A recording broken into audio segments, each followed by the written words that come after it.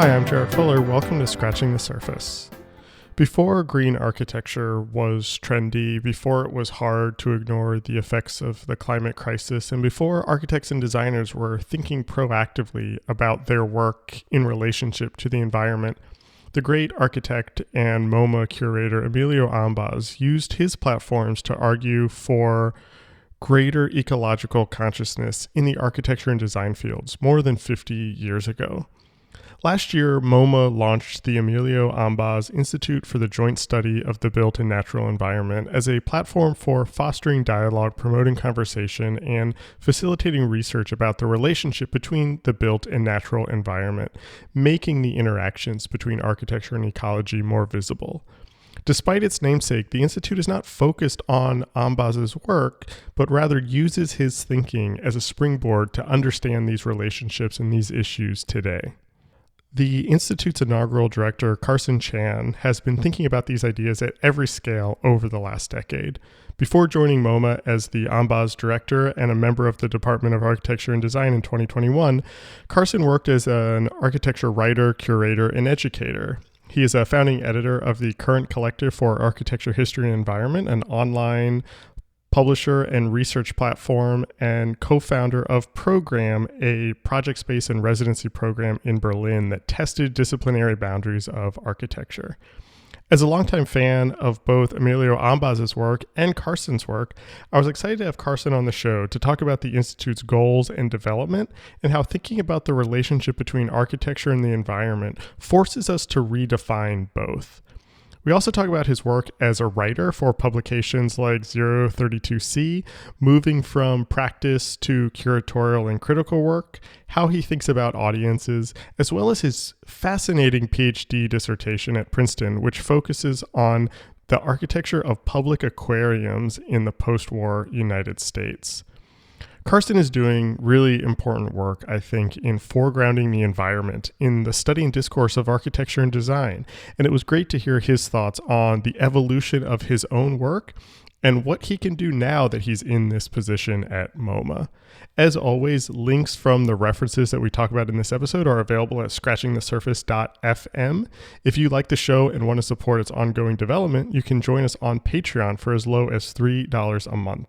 You can visit us at patreon.com/surface podcast for full transcripts, bonus episodes, additional interviews, as well as other sorts of fun content. Patrons help keep the show going and get all sorts of fun bonus content each month. We really couldn't do it without you. Thanks for listening, and here is my conversation with Carson Chan.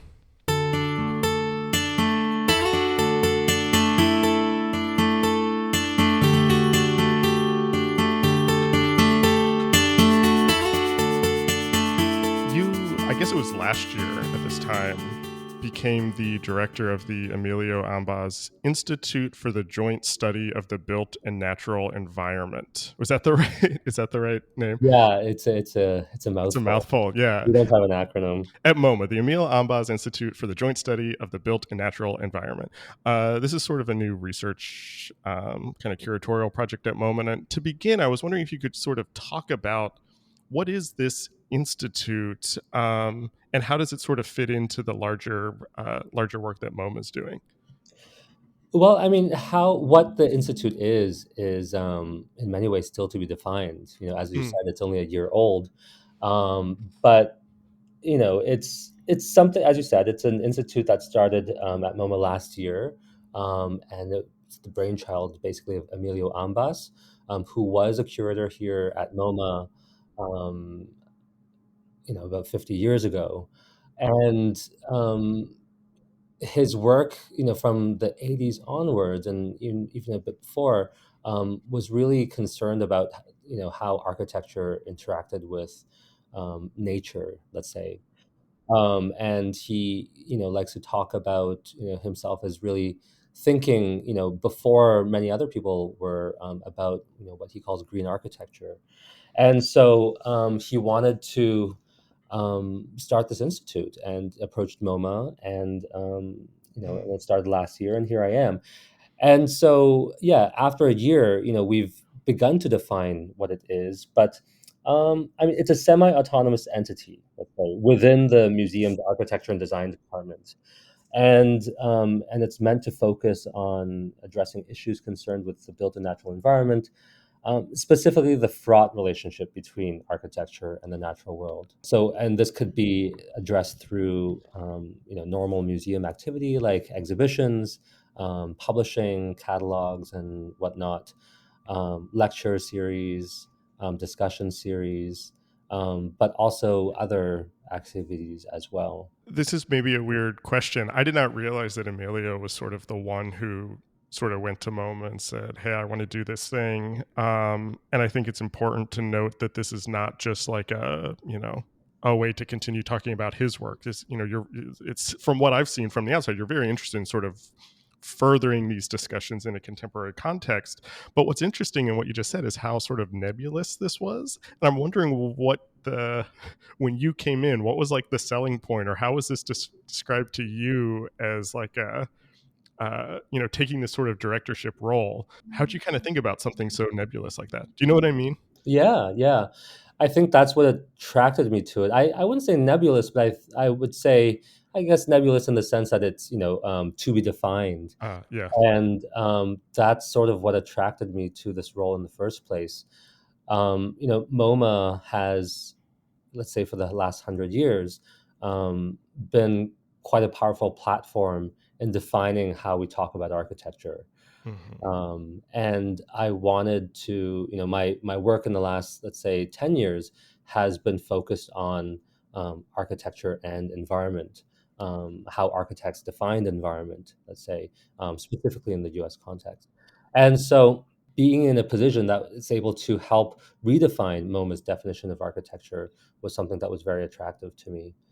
Mm-hmm. Um, More specifically, modern architecture, let's say, is was very much defined through its formal attributes, how buildings looked, how they were designed, and in many ways, the biography of the architects, behind these buildings, was very important to MoMA scholarship historically.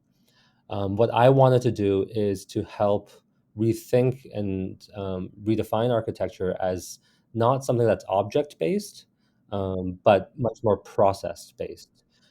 So everything from material extraction to the labor conditions surrounding the building, to the environmental, climatic, racial, social, economic context of the building, to the afterlife of the building.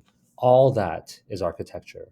And the building is only just one instance within this process. And so, you know, the prospect of having the possibility of, using MoMA as a platform to make the switch, to redefine architecture from object to process was what was, really enticing for me. Yeah, I love that. And I've heard you use that sort of description before about rethinking of architecture as a process instead of an object. And I'm wondering if you could sort of talk about that a little bit more in your output at the museum and your output sort of at the institute, sort of how you're thinking about that. And I think I'm probably oversimplifying this, but the object is easy to talk about and analyze in a museum, where you're showing things on stands and walls and sort of things like that. It's easy to sort of point and talk about those things. How do you make visible that process, or maybe instead of visible, how do you make legible that process? So you mentioned you're doing sort of lecture series and videos, but how do you sort of think about communicating all of those things in a space that historically has been so interested in objects? Yeah, I think, one thing to do is to redefine what we understand as legibility. Oh, I love that. So is a drawing, a floor plan all that legible in the first place, actually, Right. and for many people, for the majority of people, floor plans are not really that legible. Right. And even for architects, floor plans are mostly, Yeah. technical drawings. So the amount that they can, convey in terms of an idea behind the project is also limited, we can say. And so yeah, through video, through discussion, through other kinds of, let's say, time-based methods. I think we can get at a wider definition of architecture.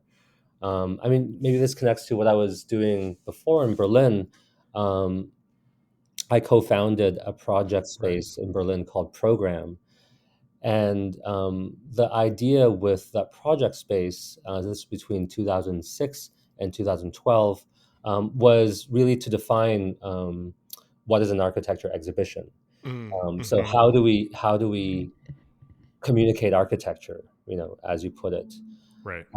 And in many ways, architecture exhibitions haven't really been that m- thought of, or that or Yeah. Yeah. it has been under theorized. Let's say, when we go to an art exhibition, we see the actual art, and when Right. we go to an architecture exhibition, we often see representations of buildings. Right. And so the question really is, how do we exhibit architecture in general? Forget architecture as process, but how do we exhibit architecture in general? And one aspect of the research, that we did there was to work with non-architects to show architecture. So we Mm-hmm. would approach a dancer, an artist, um, a musician, a filmmaker, and say, make an architecture exhibition, and then they would make a show. And then afterwards, we can look at it and analyze and say, is this expressing architecture? And could this be an alternate way of showing architecture besides, just representation through drawings and photographs and models? That, I mean, I have so many questions about that, and I do want to talk about some of your non MoMA work in a second, but I want to connect that back to what you're doing now, because sort of concurrently with the Ambasz Institute, you're also just a curator in their architecture and design department. And how do these ideas sort of, let me think how to ask this. Is your work focused on everything kind of being about the institute, or are you thinking about a lot of these ideas more broadly in the architecture and design department at MoMA? Yeah, it's a funny job. So I'm both an architect, sure, I'm both a curator in the architecture and design department and the director of the Ambasz Institute. Right. And as the director of the Ambasz Institute, part of the remit is to work with all the other curatorial departments in the museum, Mm, okay. and bring about environmentally themed or ecologically themed um, acquisitions or exhibitions in other departments as well. Um, and similarly, that's the work I would do Right. in the architecture department. Like, so all the shows that you're sort of producing, those are happening kind of simultaneously with the Ambasz Institute and the department generally. You don't see those as two separate roles. There's a lot of overlap Yeah, there. no, Okay. yeah, exactly. So, I mean, you mentioned that sort of when you came on, there was a lot of defining of what the institute could be, and that there's still a lot of defining. Where do you see this going? What are your goals now that you've been in the role for a little over a year? um what's sort of next for the institute, or like what's the ambition for it now that you've sort of settled in and have started to kind of define it a little more? I mean, yeah, that's a great question. And um, I think I part of how we think about architecture in this expanded way, as I was describing, also requires us to think about the scale of architecture in an expanded Mm, way. And so, what are the boundaries of a building if it continues to off gas for the next 20 years, or right. of the power that is used, energy that's used to heat and cool it, comes from hundreds of kilometers away. So where do we actually draw the boundaries of that building? Mm, Similarly, if the materials that we use to make a building, um, you know, last for hundreds of years or took millions of years to produce, let's say, you know, um, what is the temporality of a building? So, I mean, right. in answering your question in a very convoluted way, what I'm saying is that, like, all of a sudden, by thinking about architecture ecologically, the boundaries of what architecture is continues to grow. And then I feel like at the same time, the boundaries of what I feel like is, you know, what I should be looking at in my job continues to grow. Right. So it's nothing short of, like changing the way that humanity lives on the planet. So I guess, it's one way to answer it. That's pretty ambitious. I mean, the reason that I asked that question, though, is because to me, when I was thinking about your work, this position that you're in now seems like it connects so much of the things that you have done before and builds on a lot of the things you've done before. It seems very natural. And I'm thinking, program you mentioned seemed very related to this, but also the current collective that you co-founded and are an editor for. With Daniel Barber was on the show a couple years ago after his last book came out. That's a publishing and research platform that foregrounds the environment in the study of architecture history, which sounds very similar to things you're thinking about at MoMA. And I'm wondering, sort of aside from institutional support, aside from sort of name and reach of MoMA, are there things you can do there that you couldn't do with these things that you started on your own? Like, what does sort of going in-house at a big institution like MoMA, what does that give you, or what's sort of, how does that change the ambition or the scale in some way? Yeah, great question. I mean, I think for one, it's a completely different audience that Mm. I'm thinking about now. With current, as you say, the target audience for that is the academic audience. So Uh, PhD students, professors, and the ambition being, hopefully, other interested um, individuals, because it's all online and it's for free. Um, but with MoMA, there's a kind of immediately a very large general public mm, mm-hmm, platform. mm-hmm. And part of what's been interesting is to realize the very many different publics that I'll have to address, in this job. So if within that so-called general public, there's tourists, there's Right, children, there's right. also scholars.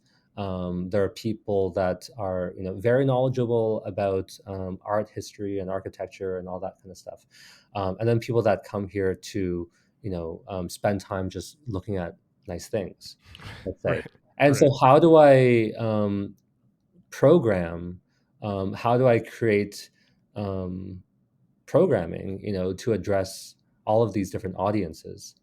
And that's one of the main differences. There are things that I do that are addressed specifically to scholars as well. Mm, We did a project called Architecture Studio in the Anthropocene, which is addressed. It's a right. closed conference, in fact, that's addressing architecture educators only, Mm, and impressing upon them the urgent need um, to talk about the climate crisis in architecture studios. And then we make YouTube videos as well, and that's for the many YouTube's subscribers of MoMA's channel, and then just people that are surfing on YouTube, right. hoping and then they'll come across a video about an architect who has thought deeply about the environment in their work, and then hopefully watch the rest of the series. I want to talk more about audience in a second, but before we get to that, let's talk a little bit about sort of your background and how you got to this position. So we mentioned program, we mentioned the current collective, but you originally studied architecture, and from what I understand, kind of very quickly thought maybe you didn't want to just be an architect. Can you talk a little bit about that, sort of the interest in architecture, and then this, maybe this move or this shift out of making buildings to thinking and talking and communicating about the built world? Yeah. So I did my undergrad at Cornell. Okay. And then, so this was in 1999. And then I did a master's of design studies at the GSD, Hmm. specializing in history theory of architecture, which I enjoyed a lot, just being given the time to really think deeply about architectural issues um, with a bunch of colleagues on a deep level, that was really, really enjoyable for me. In fact, a colleague of a peer, from that program, Fotini Lazaridou Hatagoga, and I started program together in Berlin.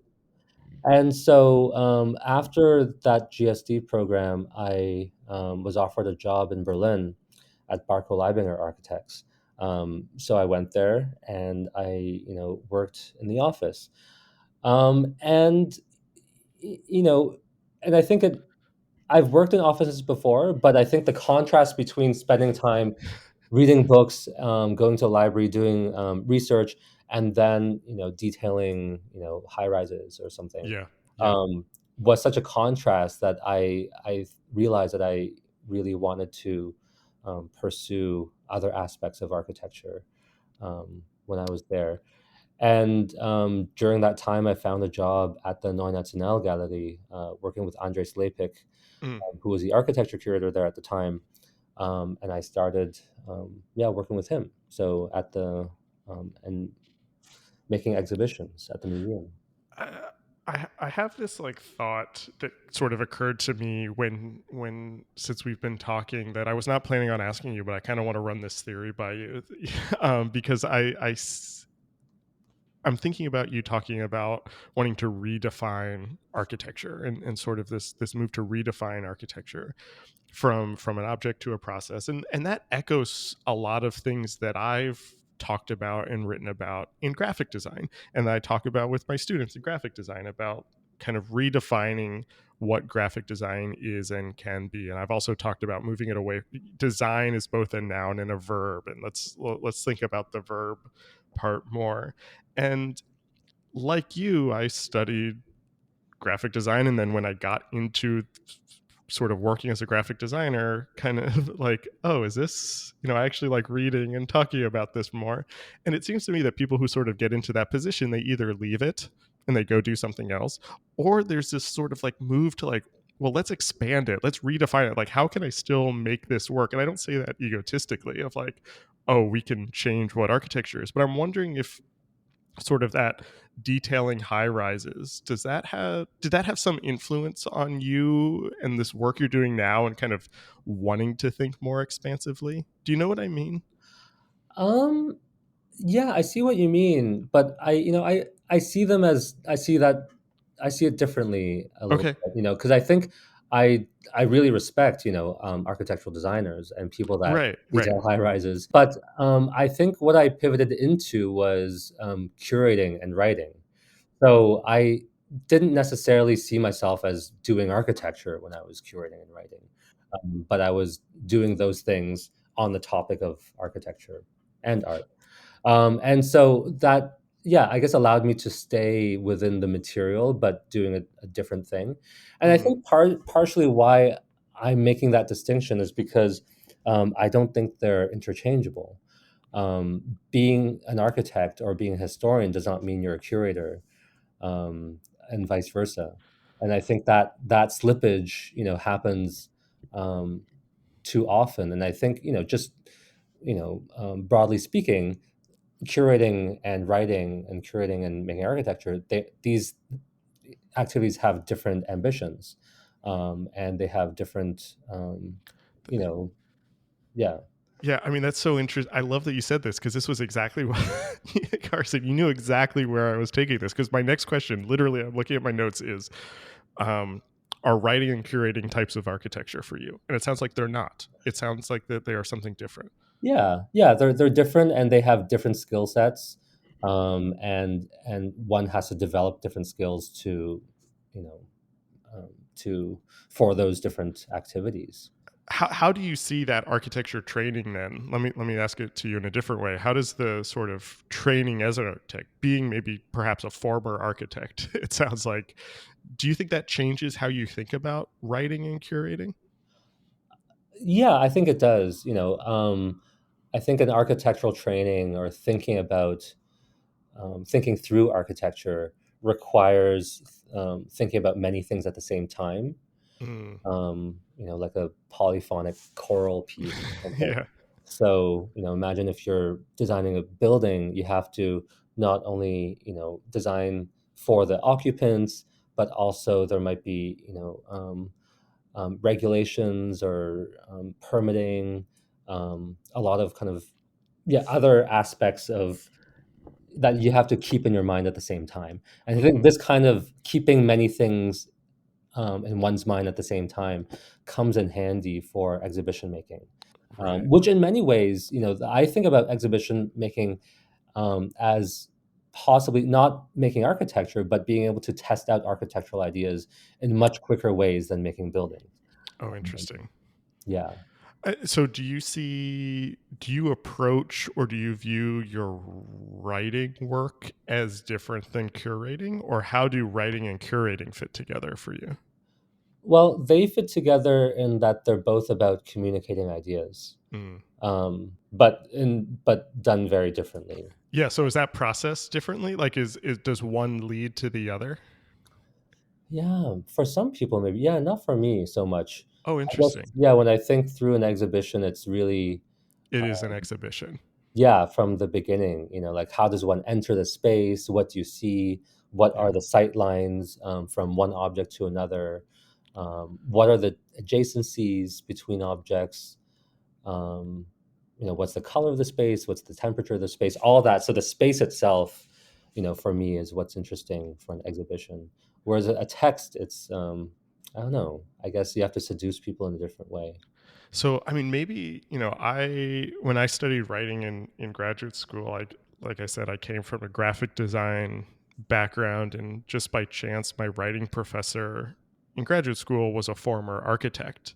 And I think some of his language sort of seeped into my own writing process. And I talk about writing very visually and very spatially, even. I Mm, think a lot about the structure. I think about the way I think about like laying out a page, and the rhythm of designing a magazine or something think it is influencing how I also think about writing. And I don't mean that as in like I'm visualizing the writing on the page, but I'm thinking about the rhythm, the pacing, as if it were a visual composition.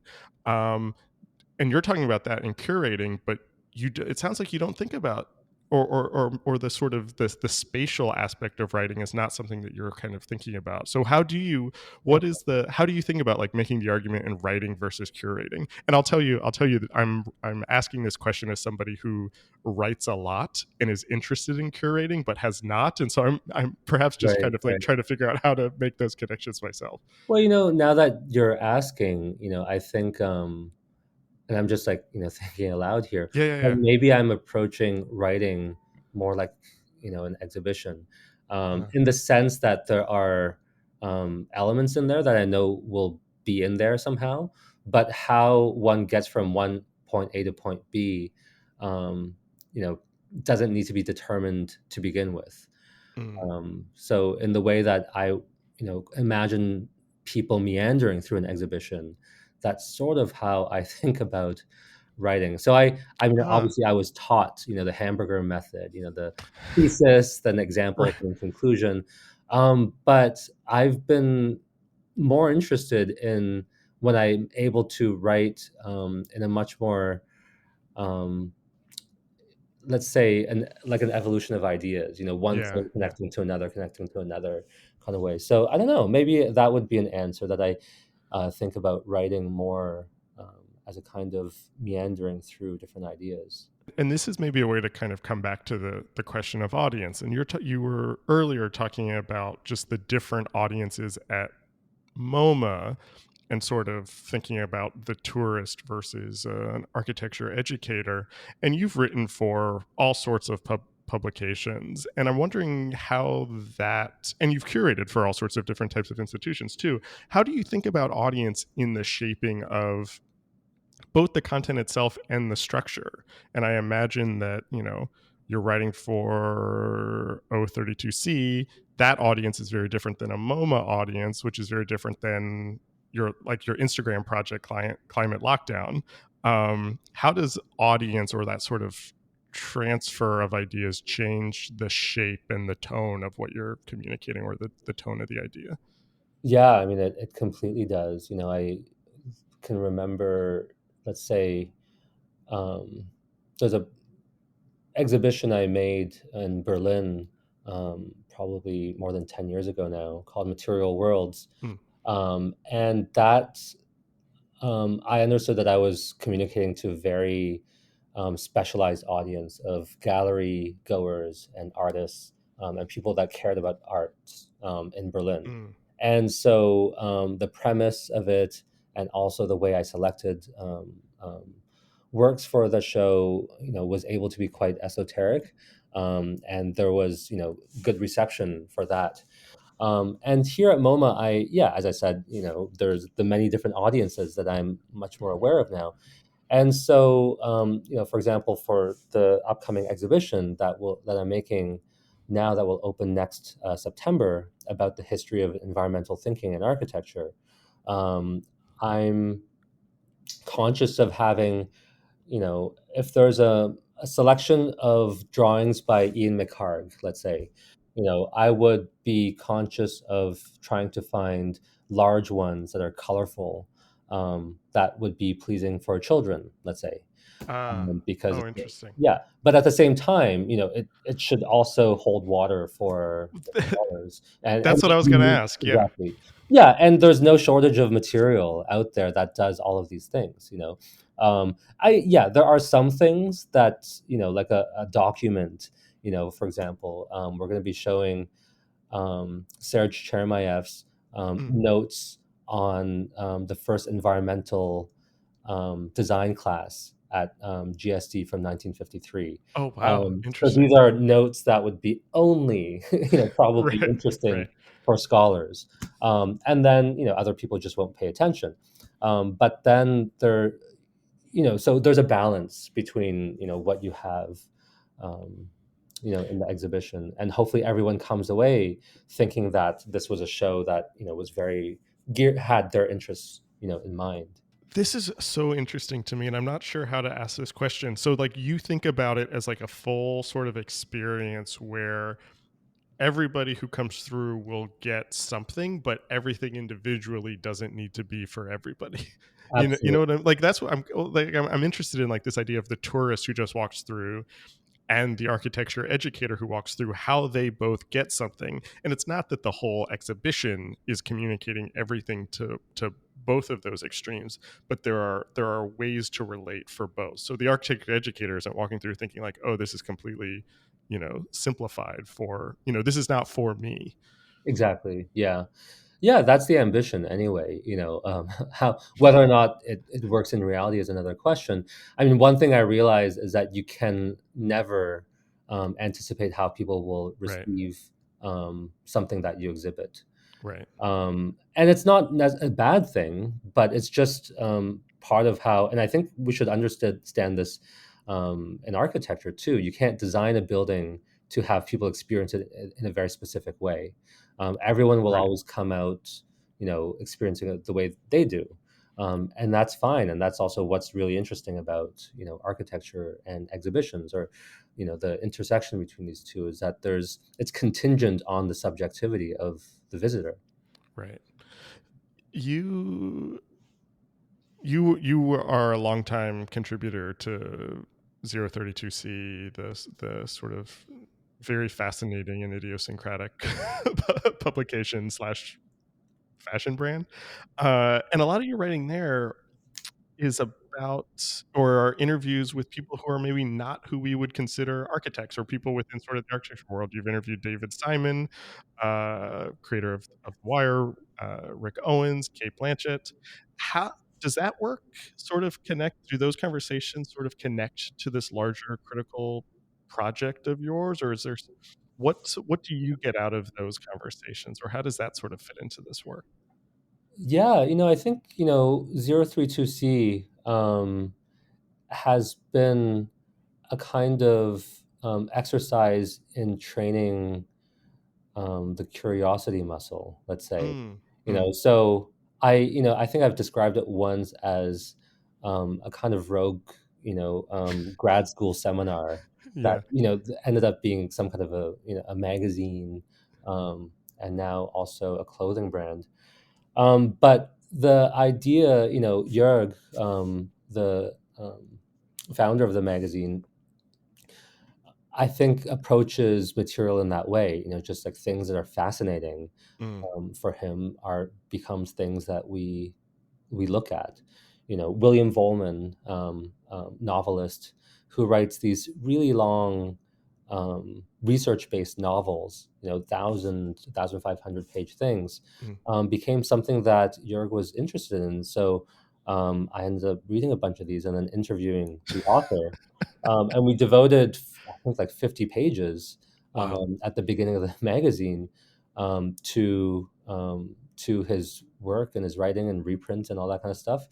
And then we ended up having, fashion editors from the New York Times, writing and saying, "This is amazing. Thank you, Right. Right. for Right. just showing interesting stuff." And I think, whether it's and I approach all the interviews through myself, Right. meaning that, like, through, as you asked, how do we think through architecture, or what's an architectural way of thinking, and how is that Yeah. adaptable to curating or writing. And so when I talk to someone like Kate Blanchett, I ask her questions about space making, Mm, um, hmm. and so forth, and then when I talk to Rick Owens, we talk about form making, and so it's always through, my own lens and interest. And in the end, you have a conversation that, um, you know, doesn't usually appear. You know, um, Right. yeah, it's not the normal kind of conversation in the end. A lot of your work now is sort of about broadly the architecture and the built environment. Do you see that as like the unifying theme of all of your work, that even these kind of more pop culture type interviews they're sort of filtered into that? Is there some sort of like broad thesis that defines a lot of your work? Um, I wouldn't say there's a broad thesis that defines the work. Well, let's say the broad thesis has been, questioning the definition of architecture and questioning the communication of architecture. Yeah.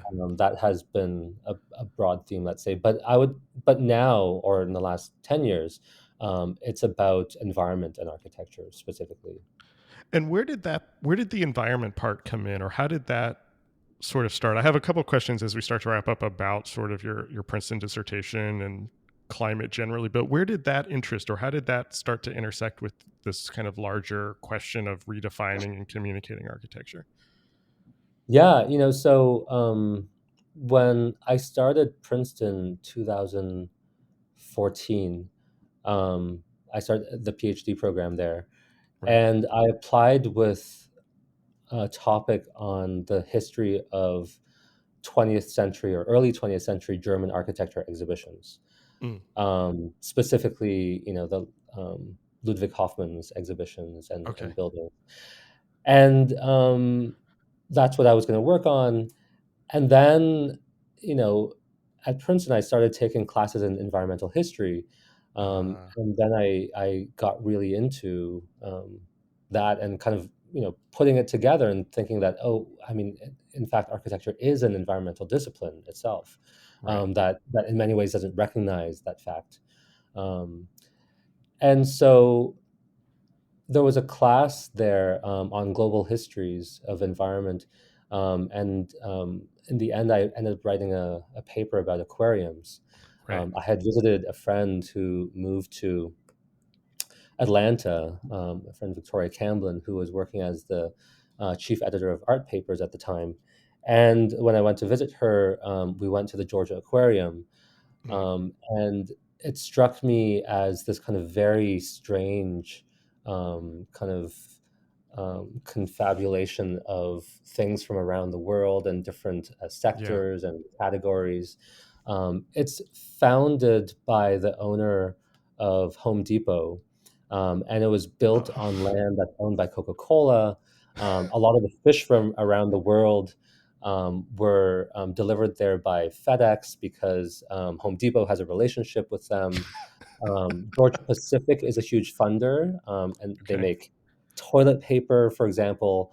Oh, right. Right. And so all of these different corporate, international elements were visible in this exhibition of wildlife. And Yep. this idea, the ambition of putting the ocean in a building, just kind of captured me as well. And so I ended up writing about that aquarium for that class, and then continue to develop it as my dissertation topic. Yeah, yeah. I wanted to sort of use the rest of our time to talk briefly about aquariums because and sort of your interest in them and your research around them because I'm fascinated by them also and had not and had my interest in them comes from the sort of exhibition quality of it, the design of them, also this sort of like faux reality that is created, this sort of human made naturalism. I love kind of seeing the seams of an aquarium or even like a zoo generally, sort of seeing where like the fake naturalism ends and you sort of are taken out of that a bit. Uh, why did the aquarium become such a easy way for you to sort of talk about these interests for you, and what is it that we can sort of learn from aquariums about the relationship between architecture and the environment? Yeah, well, the aquarium is precisely the kind of combination between my interest in Yeah. exhibitions Yeah. and interest in environment. They're exhibitions of the environment, right? And Right. so that's where that began. But it became much more than just an interest in the architecture of aquariums. But I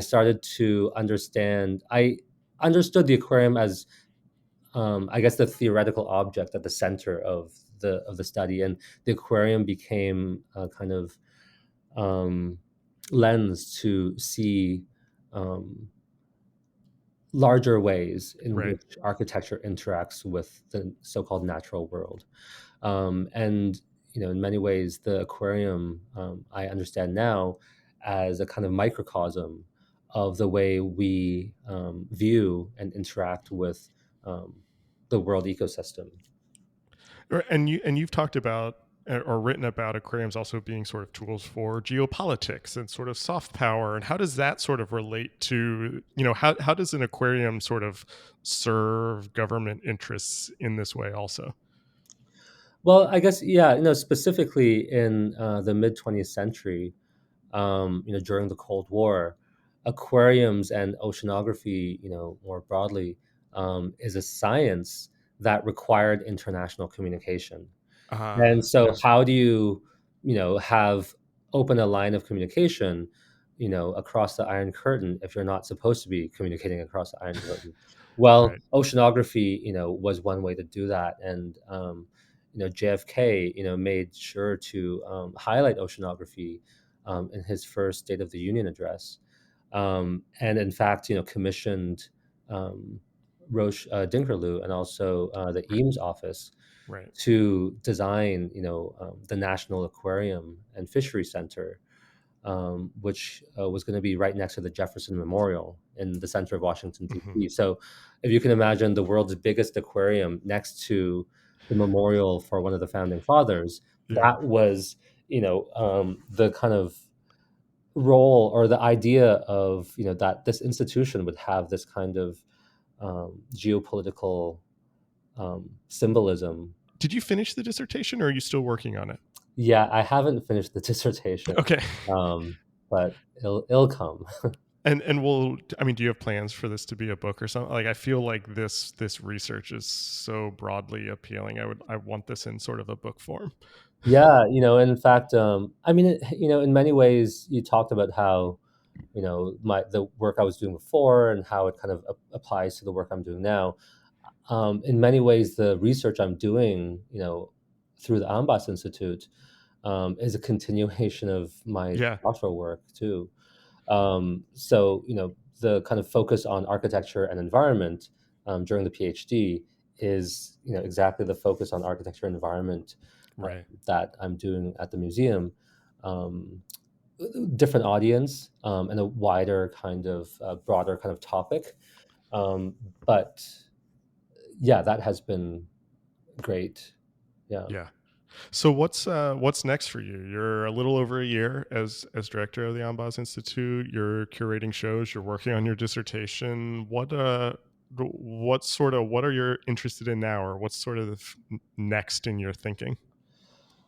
I mean, I guess next in the thinking is to think about how, you know, what what projects, to Mm-hmm. undertake through the institute. I spoke earlier saying that the remit of architecture is basically how humanity lives on the planet. Right. But there's also, realistically, there's also, what the museum can do and what the museum can't do. And so figuring that out, and seeing how I can maximize, um, the urgency of talking about climate through architecture at the museum is what I would want to do, to impress upon people that it's not just, an interesting intersection between architecture and environment, but, in fact, that the building sector, and Right. architecture is Right. the biggest contributor of greenhouse gases in the world. It's 39-40% a year. And so the fact that we're not all talking about this all the time, is a problem. Right. And, my work and ambition is to get it to the point where this is how we start a conversation, Mm. not a kind of um, you know lead style, like slapping on a kind of, in the end of, validation of some kind of project done, but it's an ongoing kind of process of trying to reconfigure the way we understand architecture as fundamentally an environmental question. It is ironic that you just talked about this being the beginning of a conversation and an ongoing conversation, but that's actually a really nice way to end this conversation. So I'm going to ask you the question that I use to end all of these. What are you reading right now? I'm reading a lot of writing by and about indigeneity. Um, well, I'm currently reading, the oral histories of the Yavapai people, and because for the last, let's say, from the 40s to the 90s, they were involved in trying to get something called the Orm Dam project overturned. And it's a dam in Arizona, close to Phoenix, just southeast of Phoenix, that would have flooded three-quarters of their property. And so, yeah, reading about the kind of the oral traditions around that has been really generative for me. You know, where to start? But part of thinking about this exhibition that for next year is to think about the origins and the reasons for what I'm calling environmental architecture in the first place, especially in the U.S. And in many ways, one can trace it back to, of course, industrialization, the need to address pollution and all that. But then, where does that come from, and um, how does that come to be? And then there's, of course, the question of colonization, and then the eradication of the very people who have the knowledge of how to build ecologically in the first place. And so kind of going backwards and thinking, well, how do we, um, yeah, yeah, understand this context, the U.S. context, and environmental thinking, ecological thinking. What are the roots of that? So that's sort of what I'm reading right now. I really enjoyed this conversation, Carson. Thanks for being on the show, and congratulations on the job and all the work that you're doing right now. Yeah, thanks for having me. This episode was recorded on December 5th, 2022. Our theme music is by Yemi Borgasani. We're on Twitter and Instagram at Surface Podcast. You can support the show on Patreon and find previous episodes wherever you get your podcasts and at scratchingthesurface.fm. Thanks for listening.